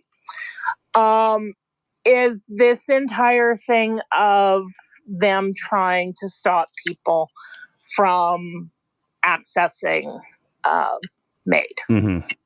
So I get that right now, and this is always the thing, it's a slippery slope.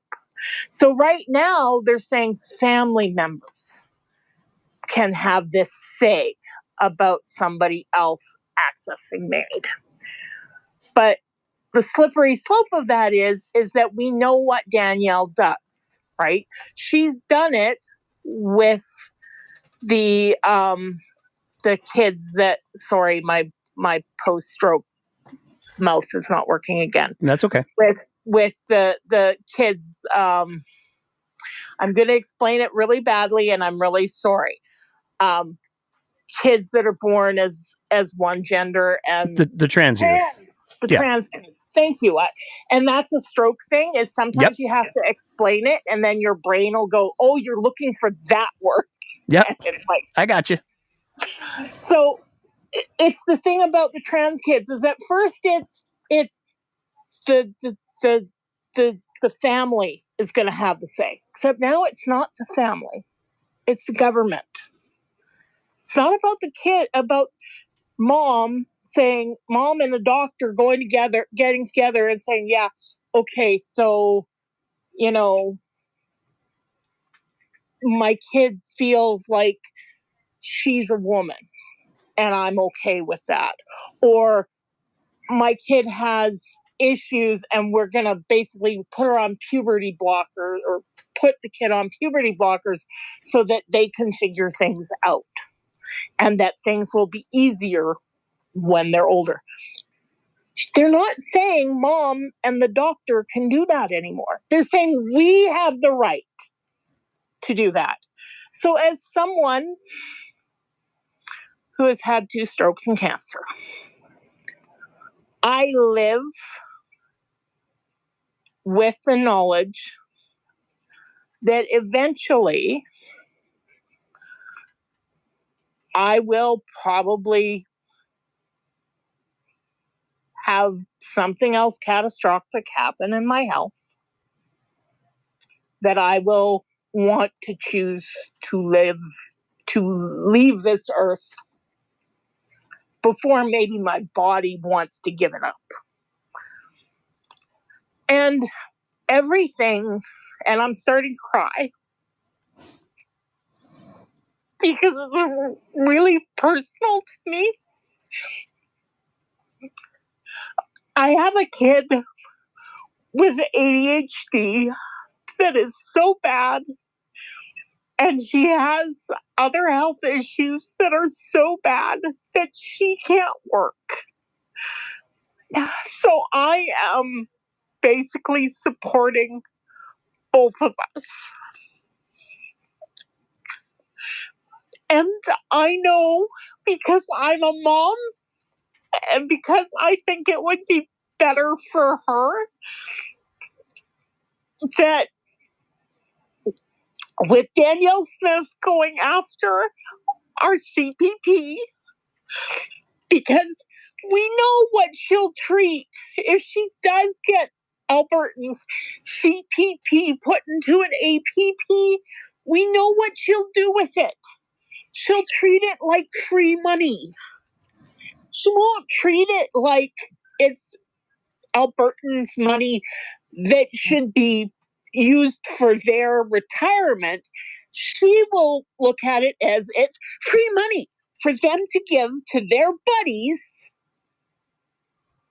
and use it willy-nilly.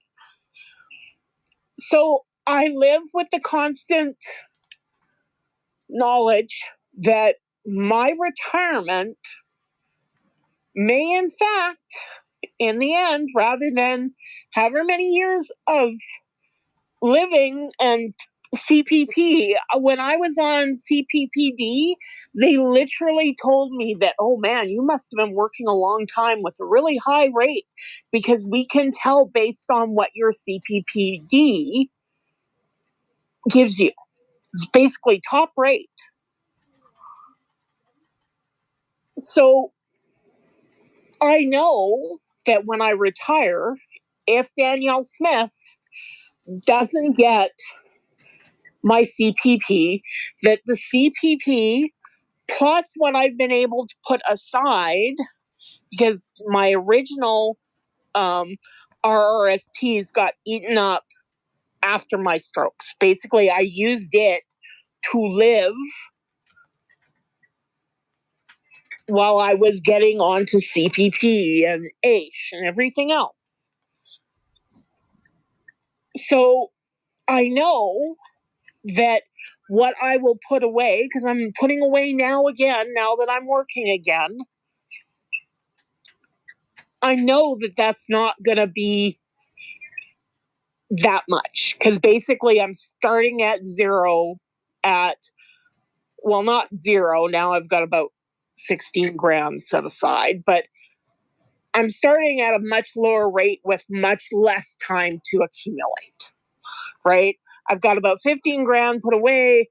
I'm 54 years old. I'm already planning, as long as something horrible doesn't happen to me, I'm planning to stay working until I'm 70 if I can. But I know even with that, even with me putting away as much money as I can, even with the company that I work for putting away money into my RSP as well, I know I'm not going to have a great whack of cash, and I'll have even less if Danielle Smith takes my CPP. So then I look at it and I go, I've got a kid that for whatever, because of her health issues, she's probably not going to have the advantage that I had of being able to get into a decent job and make a decent wage and have a decent RSP set aside. Unless things change rapidly, and I don't see it happen.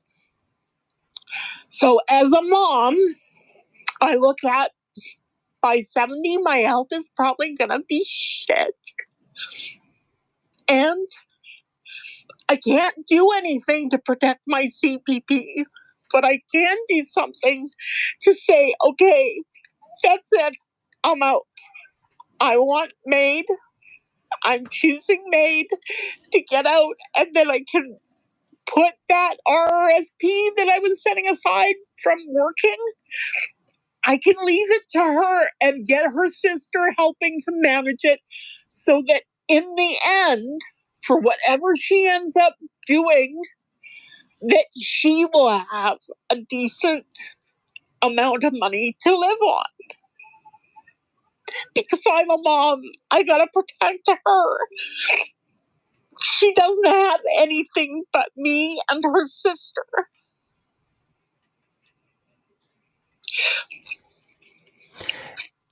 But see, this is why, I'm sorry to jump in, Tammy, but I just have to say it. This is why to me, the universal basic income has to be a bigger conversation in this country. I agree. Because listening to the amount of pain in your voice as you're trying to map out the future for yourself and for your kid, that is something. And I know you're not an isolated case. I know you're not alone. That is something to me that would be so easily mitigated if the province or the country or somebody put on their big kid pants and pull the trigger on it. I mean, the evidence is so clear for it.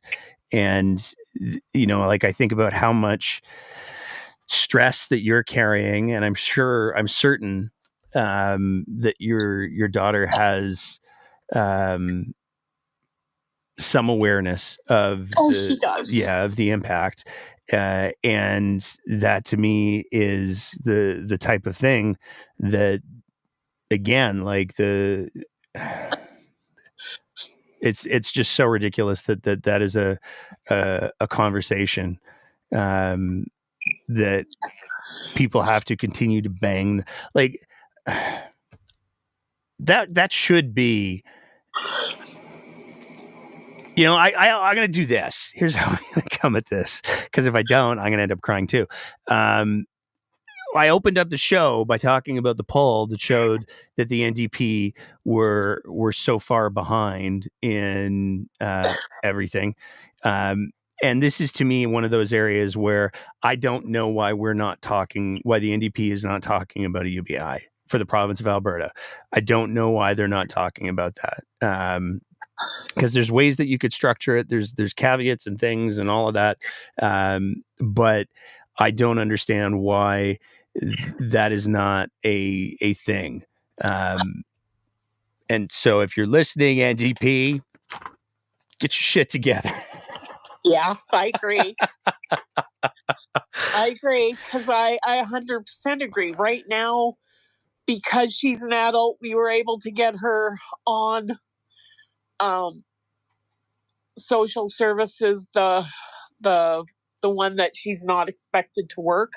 But the only reason she's getting that, and it won't last forever, she gets that until the middle of January, so she'll get the January check. But then they'll probably switch her over to expecting her to work. And the only reason she was able to get that is because her doctor is trying to treat her juvenile rheumatoid. She got it when she was a kid, so it was classified as juvenile rheumatoid arthritis, and she was put on Enbrel at the time, and at the time it was the brand new thing. So they put her on it, and it put her into remission, and she was in remission until about January of last year. And I was like, "Are you sure you're rheumatoid arthritis?" "No, I'm okay. I'm just, but it got worse. It got worse. And then she came to me and she said, "Mom, I think it's back." And they were right. She was right. She was out of remission. So she has full on rheumatoid arthritis. They just call it rheumatoid now, even though she got it when she was a kid. So then it was juvenile rheumatoid. But they don't even call it juvenile rheumatoid arthritis now. It's juvenile, a word that means that they don't know quite why it happened, arthritis, because the names are always changing for these things. But they won't just put her straight on Enbrel again. Because that was my thing, is I'm like, okay, why can't you just put her on that? Well, that's not treatment protocol. So now they put her on one thing and it wasn't working and it was making her sick all the time. And so now they've got her on something else, and it seems like maybe it might be working, but we don't know. And Alberta doesn't consider rheumatoid arthritis to be debilitating. So she's not disabled as far as they're concerned, even though she can barely walk. And sometimes her mother, who's had 2 strokes, can move more easily than she can. And she's 26.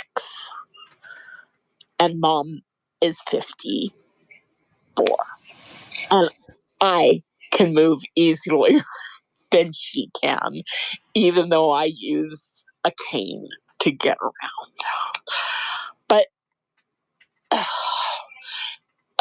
I get so frustrated with people who support Danielle Smith and her bullcrap and then claim to be Christian. It's like, you're not Christian, because if you were actually Christian by the definition, by Jesus, he wouldn't like what you're doing.